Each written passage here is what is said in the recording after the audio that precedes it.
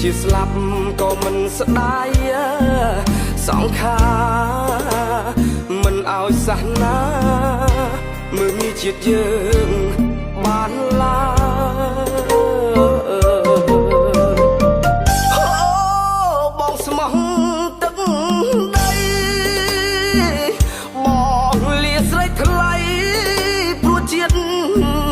ខេមរា